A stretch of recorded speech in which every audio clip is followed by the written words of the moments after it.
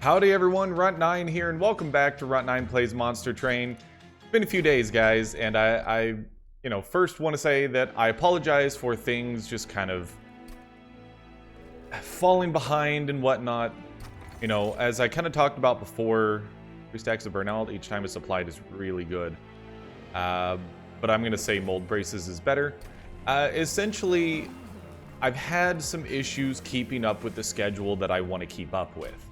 And I tried a few different things to kind of work around it. It's also been a very busy past week. The reason why is really actually super exciting. Emmy and I have entered into a contract to build a house together. And so, needless to say, that's the type of thing that can eat up a large chunk of time. And so, we're in a situation where we are... You're still not dead. Okay. We're in a situation where we are very thankful that we can have these opportunities. And definitely, I understand that it has put a little bit of a strain on some of the YouTube stuff. But I do think that ultimately you guys are going to enjoy my overall mood and demeanor and whatnot, because obviously this is an incredibly exciting time in our lives. And so, just in general, you know, it's not something that I'm going to sit here and, like, make excuses for, but at the same time, I do want to make it clear that, like, it's not really like we had a whole lot of control over the timing because of kind of how everything is going on and whatnot. I'm saying a lot of words that I'm not sure if it even really means much, but basically what I'm trying to get at is I'm back. We're going to do some fun stuff. We're playing some Monster Train, and I heard you guys loud and clear on the 2-part or the 3-parter thing.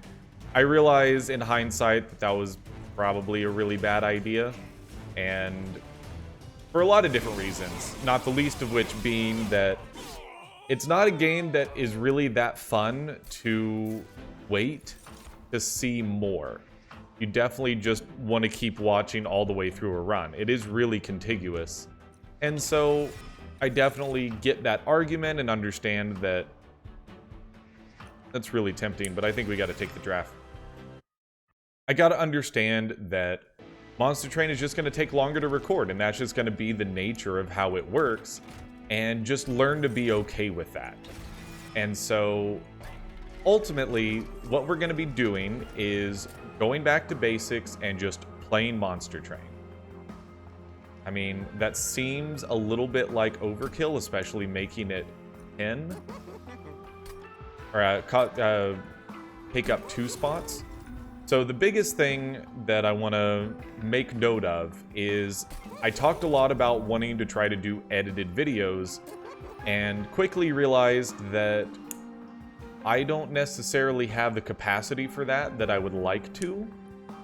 I definitely can do edited videos, but not the level of edited videos that I want to do. And more importantly, I don't think Monster Train is a very good game for edited videos, especially considering that most of what I do, even though we've done pretty much none of that so far this game because I'm rambling on about a lot of stuff, and most of what I do is I'm sitting there talking and analyzing every move the entire time.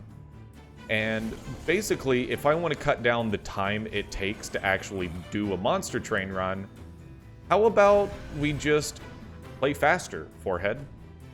Let's just do that, and now you're alive, and you're going to die to Slay Rage. That's good, you can go up there, and that works. More capacity is definitely going to be a necessity, especially considering that now we can't keep our champion alive, I don't think. No, we can, albeit just barely. You're dead, which is fine. Might as well play some imps. So my thought process is, rather than try to force myself to edit videos, which I may not necessarily be that good at, why don't I just put a focus on... How about you go down? I don't necessarily know what happened. Oh, I think because I casted too many spells down here, he got strong enough. I understand now. Yeah, I think that ultimately, if I just play a little bit faster than I usually do, especially on these early battles, it shouldn't take 20 minutes to beat Daedalus, which is what it kind of has been taking. And that's a little bit insane. I mean, let's be honest here. So, play a little bit faster and just accept the fact that as much as I love this game, it does take a little while to record. And I'm just going to be fine with that. Honestly, I think I'm just going to be fine with that. You know, I'm recording this right before a stream, and I'm pretty confident, based on how the last couple of runs have gone over the last couple of nights, that I can knock out a run in 35 to 45 minutes now. Definitely reform, and that's one that we want holdover on, if at all possible. And then rage stacking seems fantastic. You're a big boy, though, so we gotta be ready to get some capacity, but I think we can get by with that. So, how do I feel about the run that I've talked basically very little about so far?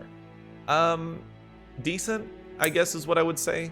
We don't want to deal with having more slay triggers. We already have enough. We'll just grab that unit. Can be pretty good. And then holdover, like, that's legitimately the best thing we could have asked for. Being able to reform our units is absolutely incredible. And then let's go ahead and make it free, just to make our life easier. And then plus 10 magic power on a single vent will work fine. So, I also realized that at some point I need to put out a June 2020 channel update. There's not that much to talk about. You know what? Sure, let's go with Trap Shoot.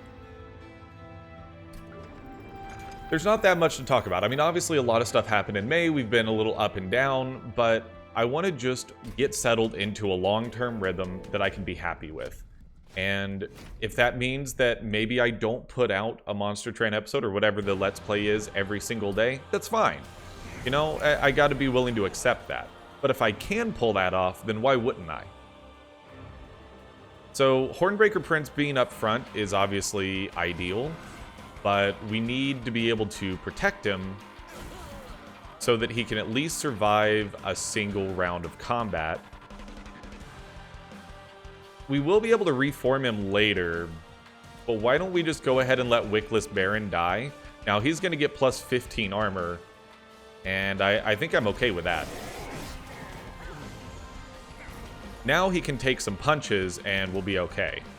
And then I think this is a situation where at this point, probably putting Big Sludge back there. And again, like, capacity would be kind of a big deal right now. I realize we didn't get to play Branded Warrior, but I think it'll be fine. You not dying kind of stinks, you know? So one of the things that I'm excited about, and I'm also going to play a lot of Monster Train on stream tonight, is some of the buffs to red and yellow. So they did come to the realization, and I definitely agree with this, that you guys are going to do 2 pyre damage. Do we really care? I mean, maybe. If we can take him out, why not? They realized that the red and yellow champions were a little bit on the weak side, and I definitely would agree with that. I wouldn't say that they're underpowered, but definitely not quite as strong as the other champion. You can take out 2 of them if you're in the back. Yes, and then that bomb is just going to explode, and who really cares? Why don't we put a Train Steward and a Dreg down here? That'll deal some damage to you.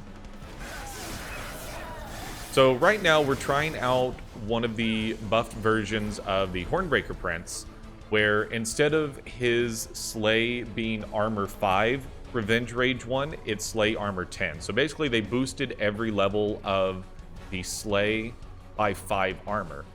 And also gave him some slightly higher base stats as well, which obviously is very, very nice. So we definitely could reform something. I think that Graph is probably going to be the target here.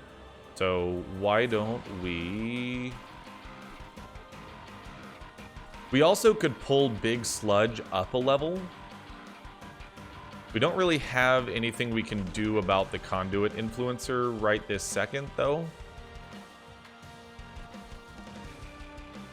Although we could also descend a unit, that would work too. Sure, let's do that. That also seems fun. And then, why don't we do molded, grab draft. And again, like these early battles, they're not nearly as important as I try to make it seem. Like, it really isn't that big of a deal. And then I don't think we ascend anybody here. As long as you can get through these with low to no fire damage, then you're good. Like, you accomplished all you needed to accomplish.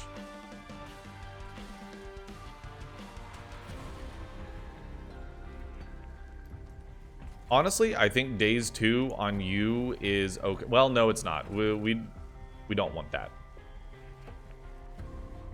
Molded, I don't think really helps us here, but we need to play it just for the sake of playing it. So we'll bring this guy back, and then... why don't we do that and then descend him?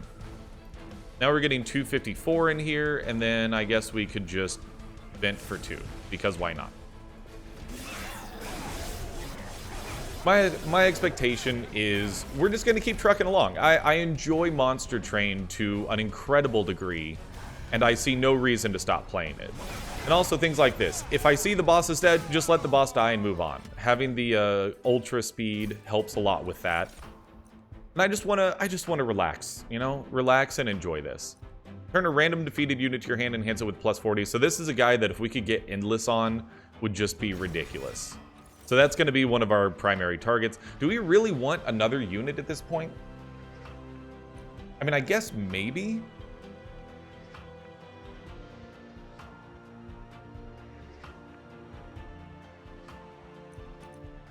You know what? Paraffin Enforcer seems okay. And then again, I think capacity is definitely a must here. I actually had a run yesterday where I was like, I don't know which one I need because they all kind of don't help that much. So I think Pyre Health is obviously important, as well as, like I said, trying to get an Endless onto our Extinguish unit. We don't necessarily need another unit. Artifacts are incredibly powerful, and getting some Train Stewards out of our deck seems nice, but I think we're still going to go this route. Grab the Pyre Health, grab the gold, and then let's see, give me Endless. We didn't get Endless. Multi-Strike 1, though. I mean, I think the obvious choice is putting it on Big Sludge, because he gets stacked up pretty quickly, especially if we can keep him chunking in the back. And then some extra HP. Probably looking at keeping Paraffin Enforcer alive a little bit longer. Because I didn't really want to reroll there, it seemed kind of pointless. And why don't we make you have just a little bit more starting attack? So you can get out there sooner and let your harvest trigger essentially be a slay trigger as well. So this is a super interesting one. They added armor 10 to the multi-strike version, the brawler. You can see the scaling on Wrathful now, the base stats are a little bit better, and now it's armor 15, rage 2.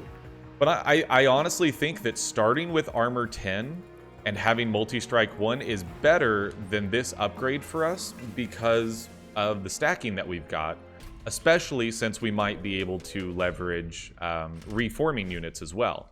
I'm okay with the +6 attack, especially because we have multiple ways to bring units back now. And that's why, if I'm going to try some stuff out, I want to play it with Melting Remnant because it's easily my favorite synergy with really any of the, forget what they're called, the clans at this time. So we can only play 2 1-cost cards. I think we obviously don't play Ascend a unit. I think my ideal scenario here is going to be right like that. So you're going to get a Slay trigger that's going to give them some rage, and then why don't we Wickless Baron up there. So our champion took a big chunk of damage there. Can we keep him alive? No. Then what do we want to do? Probably just allow Wickless Baron to die. Put a Formless Child... Actually, no. Here's exactly what you do. You put this guy behind our champion. So our champion's going to die. The Formless Child is going to die. And then our champion's going to come back with +40 attack. Which is actually better than any of the other options. Why don't we put Paraffin Enforcer back here and give him a drag, so the drag is going to get some rage, and this should be good. I mean, you guys are going to haste to the top floor, and we also didn't kill the collector. So all in all, not exactly the greatest turn in the world. But now, I think we could probably put our champion on cleanup duty. We do probably need to kill something first. Why don't we kill... I mean, we could vent, and that would also be beneficial, but we want you to get 2 Slade triggers, if at all possible. So actually, what we want to do is play this for 1. We can't. So why don't we just make our life easier? Play vent for all of it. We actually should have played draft. That was a little bit of a mistake there, but I'm not going to worry about it. You get a Slade trigger, we're good to go. You know, once the battles get more difficult, then I can worry about slowing things down, ensuring that I'm not making mistakes. When it's like this, it's really not a big enough deal to worry about. So, like, kill the haster, so they have to at least go through the middle floor. You guys up here, why don't we kill you? And then we could put a train steward in front to absorb a hit. But we actually want the revenge for the rage stacking. Keep in mind that, of course, if he only gets hit once, he's only getting 1 stack of rage, and so it's not actually that amazing. Why don't we put another drag there? You're going to strike, apply rage to those guys. We could go for imp in a box. Yeah, armor 15 to that unit, and then might as well throw an imp in front as well. We're going to want to molded, bring back Formless Child, and throw Formless Child up at the front as a chump blocker. And then just vent these guys for whatever we've got left. Okay, so you're going to die, which means you're going to get another trigger on your sleigh. We definitely want to play Molting Imp. That'll kill you. You're going to take significantly more damage now. Let's go ahead and reform Formless Child again. Chuck this guy right here. And then we've got our 49 damage drag that we can't do too much with, but why don't we put it back there? And I don't think we want to play any of the other ones right now. So you're going to take a big chunk of damage, and then hopefully when you kill this guy up here, we're going to get our rage dude back. So draft, let's put you... I mean, if you've got burnout 1, let's just go ahead and put you back there. That's fine. And then we could return Branded Warrior. But I don't think we can play him up top yet. No, we can't. So that was actually kind of bad. Whatever, just hit you with a couple torches, and then we're good.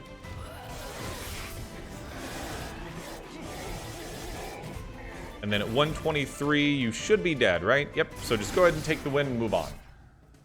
So we've managed to go 4 battles in without taking any pyre damage. That obviously is really, really good, because I think red always scaled okay, in my opinion. It was the early game of keeping your champion alive that was really rough, in my opinion.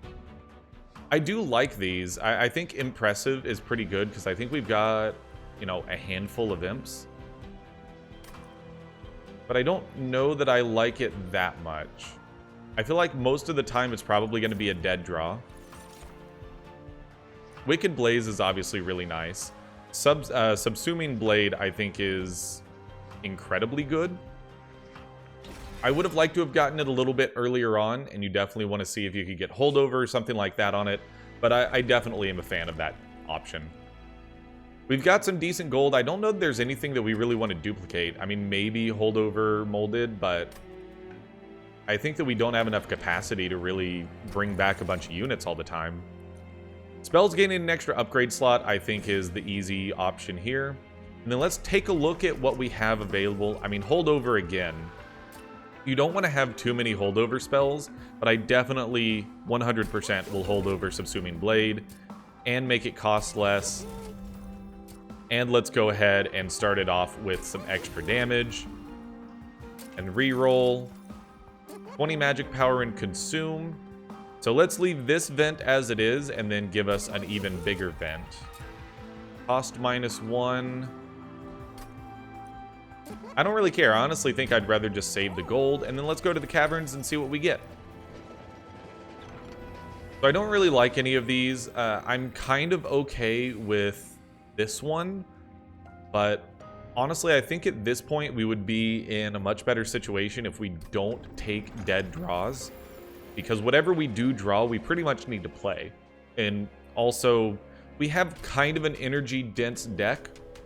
And especially with 2 holdover cards, we would also run into the situation where we wouldn't necessarily be able to draw through the blights as easily because we've got 2 guaranteed cards per turn that lowers our draw potential.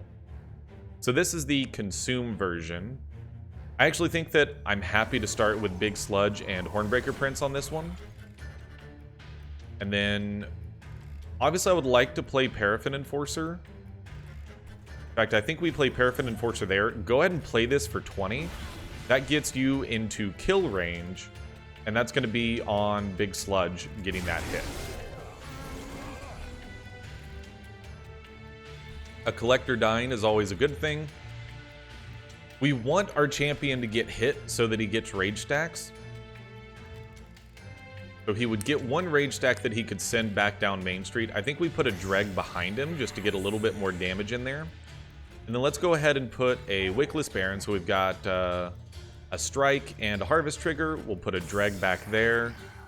And why don't we... I guess... I honestly don't even want to play the Train Stewards. I feel like that I would regret playing the Train Steward when it would be a better idea to just not. You can move up all you want, I don't care.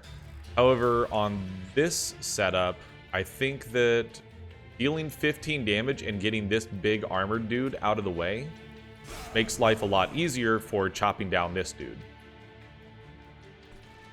Now, unfortunately, we can't get Branded Warrior down on the bottom floor as well. So I'm thinking we may even save him and drop Wickless Baron down a floor. Now, he's still going to get some Harvest Triggers as well. This guy's going to die. And if the healers make it to our Pyre, obviously it doesn't matter because they don't do any damage. So now we've got both of our holdover cards.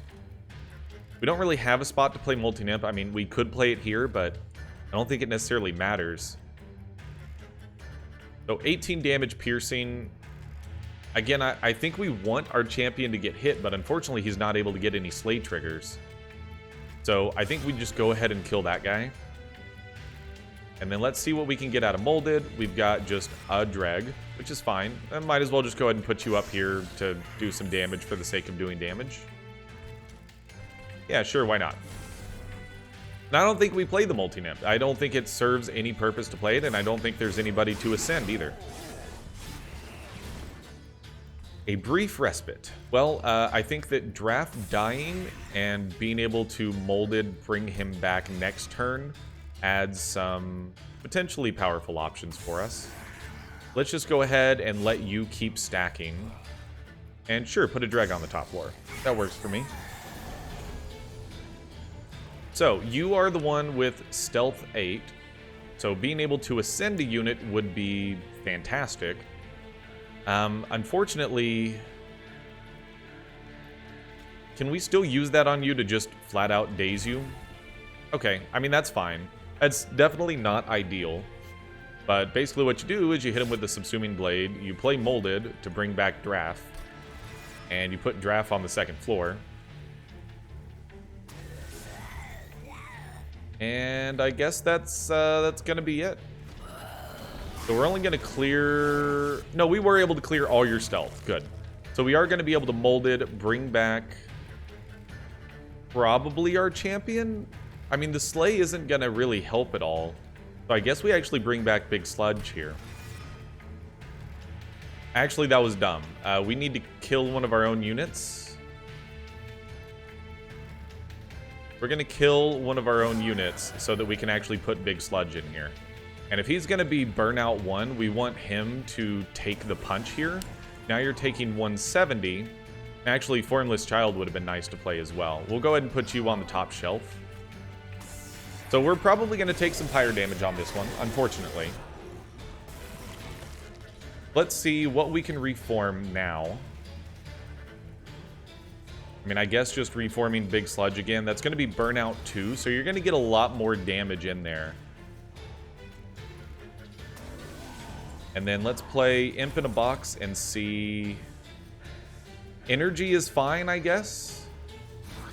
Now you're taking 157. There's a bit more damage. There's a bit more damage. But unfortunately, I think we may not necessarily die, but we are going to take a very large amount of damage. Yeah, that was, what, almost... It was 88 damage. Definitely hate to see that. I don't think we pick up another Imp here. I think that that's just going to clutter up our deck. We definitely don't want another Subsuming Blade. Obviously, Memories of the Melted is really neat if you can combo it with an X-cost card, but that's a lot of ifs. Most of the time, it's just going to be a dead draw. I do love Crushing Demise, but we have too many valuable units for me to bank on that. This is a rare situation where I'm like, we really want to keep our deck thin, and I know we just took a bunch of damage, so do we really want it to be that thin? I think the answer is still yes. I think we need the Pyre Heal no matter what, since we're about to go fight Fel. And we're about to fight Fel at 26 minutes in, so I'm doing exactly what I wanted to do with trying to keep things just a little bit faster. So I think Paraffin Enforcer having Quick is good because he has an on-strike thing that aids burnout units. Plus 25 HP, I don't think we necessarily care too much about. However, plus 5 and plus 10 seems kind of good on Wickless Baron. And then we'll re-roll and just see multi-strike 1. I guess Wickless Baron having multi-strike 1 is kind of good. But the other stuff, I mean, obviously there's not really any places left for those. So let's just go ahead and yeet another Train Steward. We haven't even removed any yet. I think it's actually worth it to remove 2. Because they are definitely dead draws, and I pretty much never want to play them at the moment either. So I don't feel like our deck got a lot better during that shop, but we'll kind of have to see, you know? Scourge cards, I think, hurt us immensely, again, because they're going to stack with our holdover cards to mean if we get multiple Scourge cards in a turn, we're basically not going to draw anything useful. So we drew a Scourge and a Blight. And so our first turn, I think, looks pretty terrible. I think ultimately, off the start, I want to just start setting up top floor down. And honestly, you can kill the Train Steward. And we'll take 5 Pyre damage. Because the sooner we can get the Alabaster Guardians down, the better. We're not going to have the energy to play that. Big Sludge, definitely something of interest. Why don't we see about getting you onto the middle floor? We could definitely play Vent for 0. And then let's go Paraffin Enforcer with... Well, we can't play Draft, unfortunately. I wanted to play Draft in the middle. I wasn't paying enough attention. So let's go ahead and do that. Now that Alabaster Guardian is dead. That Alabaster Guardian is dead. And you're getting a Slay Trigger off of it. So I think starting from the top down is working a little bit better for us here. Although you can see the Scourge cards. I mean, it ruined this draw. Absolutely destroyed this draw for us. I think we play that, play Imp in a Box, and just accept the fact that we can't play anything else, and we're taking another 6 Pyre damage. Both of you are dead, so we are still going to get another one of the Weight of Contritions.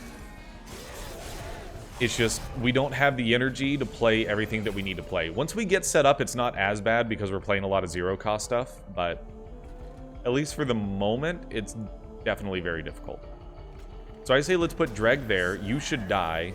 You guys can make it to the top floor, I guess. Honestly, I want you to die.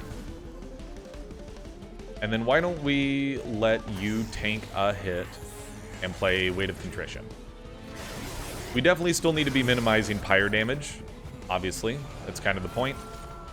But it's kind of hard when your entire hand is filled with these garbage cards. I'm like, just play those and then play some dregs on the bottom floor. So you're going to be able to get some rage and you're going to get some bonus armor. That's the best that we can do. Honestly, I think that's the best we can do in that situation. Alright, so now we've got Subsuming Blade and Molded. Kind of late in our deck, but, you know, it's fine.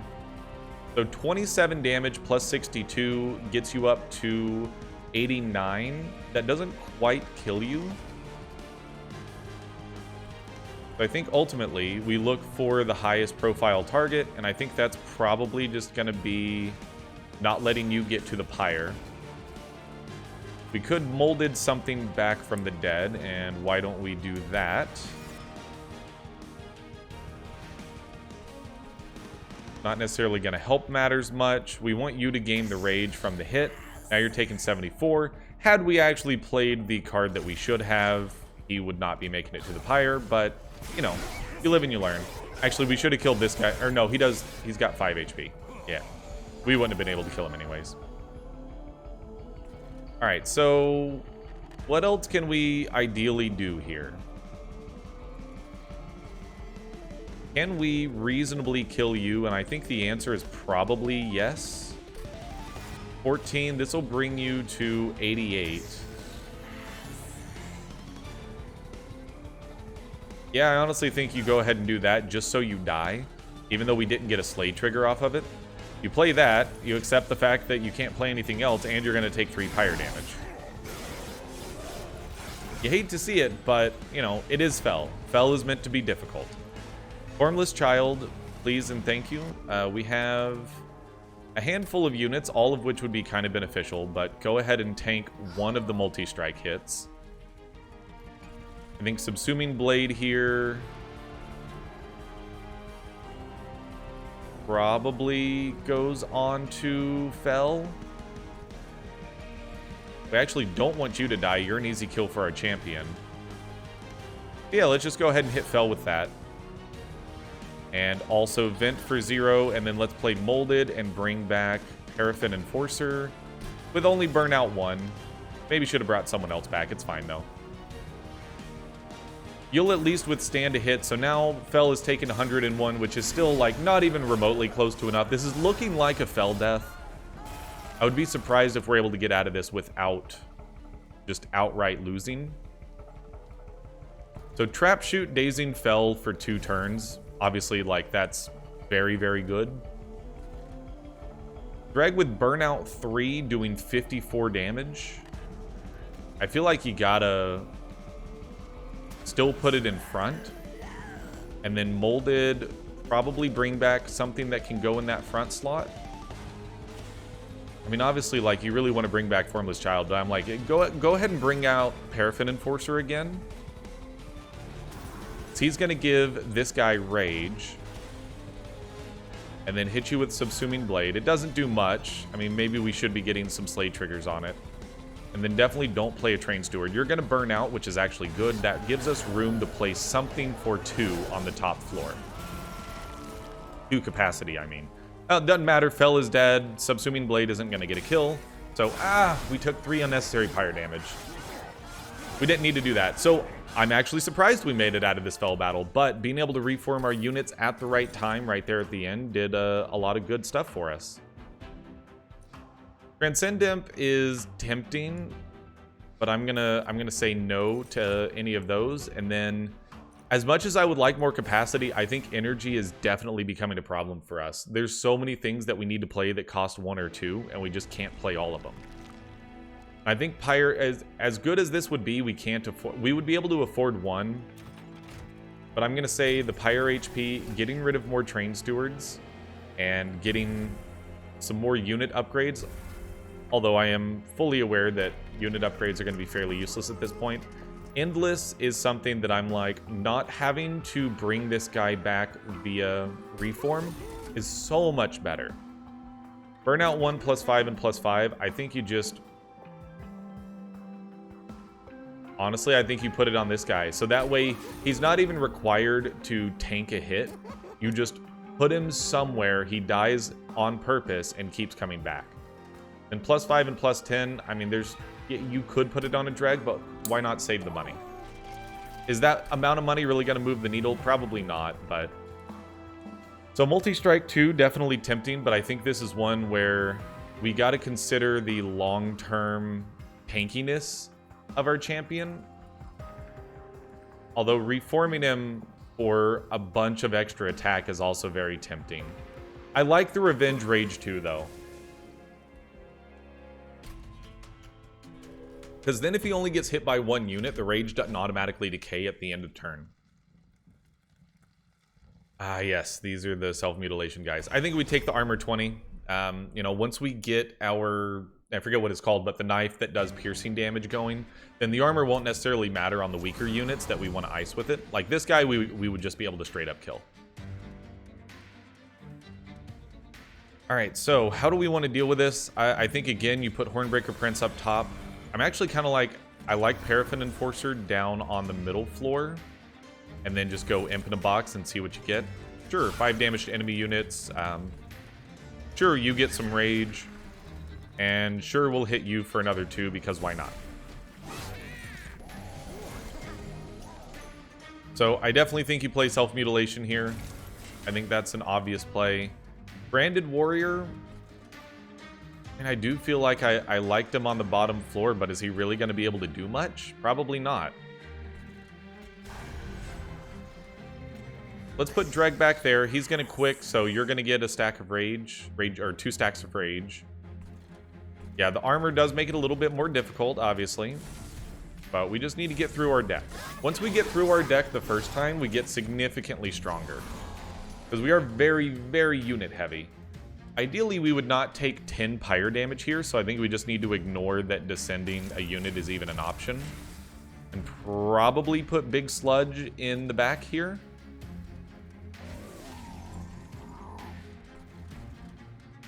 So you're not even coming close to killing that unit. And I don't know that there's really a whole heck of a lot we could do about that.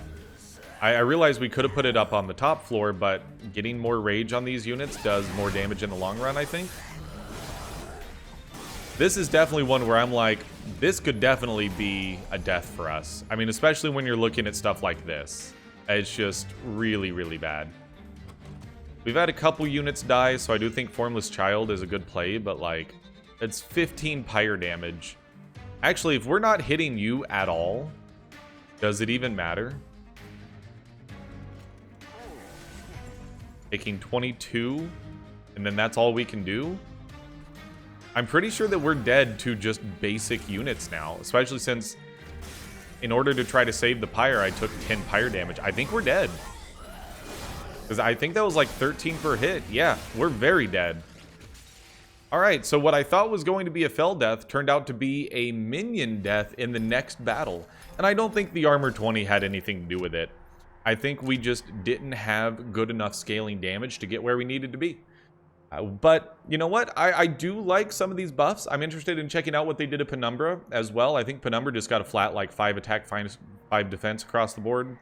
A couple other good bonuses, like I think he starts with Lifesteal 2 on his Gorge one to help him get off of that slower start that he's got. But anyways, thank you so much for watching. If you enjoyed the episode, the best thing that you can do to help us out as a channel is to click the like button. That sends a message to YouTube that says, hey, YouTube, other people might like this video as well. Why don't you share it with them?